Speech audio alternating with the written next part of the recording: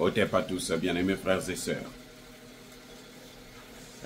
Pour ceux qui suivent l'actualité de la RDC, il y a une situation que je trouve moi très scandaleuse.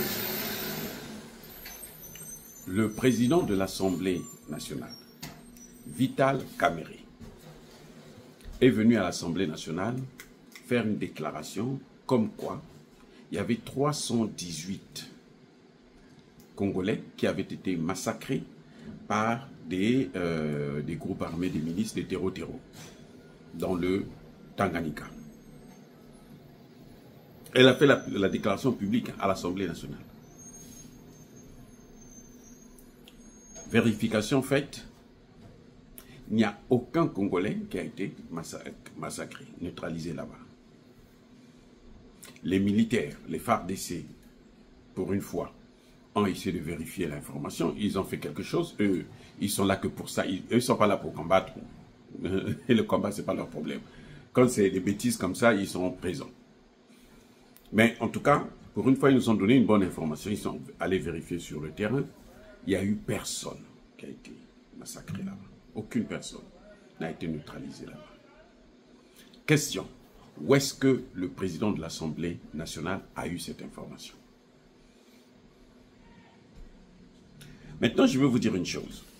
C'est que une semaine avant que Bukavu plutôt ne tombe dans les mains des M23, M. Vital Kamerhe avait dit la même chose. Vous comprenez, non? Il avait dit la même chose. Donc, il a manipulé l'opinion. Cela avait découragé les militaires, les FARDC, eux qui n'écoutent que le gouvernement. Eux c'est quand c'est le gouvernement, ah, il n'y a pas de combat, fouillez, ils s'en vont. Vous savez ce qui s'est passé? Les militaires, les FARDC ont fui. Ils ont laissé Bukavu. Ils ont abandonné le peuple. Les Rwandais sont rentrés et ils ont commencé à faire ce qu'ils savent faire le mieux, massacrer. Les amis, c'est incroyable. C'est incroyable. Ils ont massacré les gens. Et Vital Kamerhe, quand ils sont rentrés, depuis là, Vital Kamerhe n'a jamais fait un communiqué, il n'a jamais fait une déclaration sur l'agression rwandaise. Allez-y comprendre ce qui se passe. Est-il vraiment un Congolais? Est-il Rwandais? Est-il Ougandais? Est-il Kenyan? Et maintenant, il est en train de jouer son rôle pour neutraliser, balkaniser le Congo. Je n'en sais rien. Mais en tout cas, la question mérite d'être posée et ça nécessite une réaction immédiate des autorités congolaises. Le président Tshisekedi doit prendre ses responsabilités. Vous savez, M. Moutamba a démissionné, le ministre de la Justice, le grand ministre, le vrai ministre de la Justice. Il a démissionné à cause de ce même Vital Kamerhe.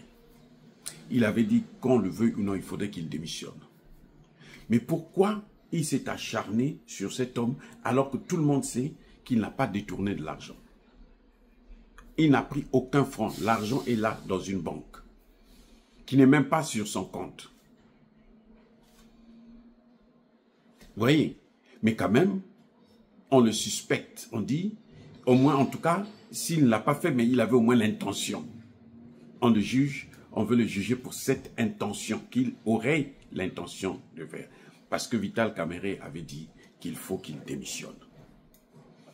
Ma question, c'est au président Tshisekedi, pourquoi tu le gardes? Parce que ce Vital Kamerhe-là est président de l'Assemblée nationale à cause de Tshisekedi. C'est Tshisekedi qui l'avait soutenu. Tshisekedi qui avait demandé à ce que tous les députés de son obédience puissent soutenir Vital Kamerhe à la tête de l'Assemblée nationale. Donc Tshisekedi est responsable de tout ce que Vital Kamerhe est en train de faire aujourd'hui. Donc quand vous voyez comme ça, lorsqu'il agit comme ça, il invente une histoire comme quoi il y a cette propagande, c'est pour démoraliser. Parce que à Bukavu, les militaires, avant de fuir, ils ont parlé, ils disaient, mais le président de l'Assemblée a déjà dit qu'ils sont déjà dans Bukavu, ils sont en train de massacrer les gens et tout machin, donc nous on ne peut pas rester là. ils sont partis. Là, ça n'a pas marché, là. Parce que nous n'avons pas affaire aux FARDC, mais nous avons affaire aux Wazalendo. C'est différent. Les Wazalendo, ce n'est pas les FARDC. Les Wazalendo, eux, ils se battent pour le compte de la nation.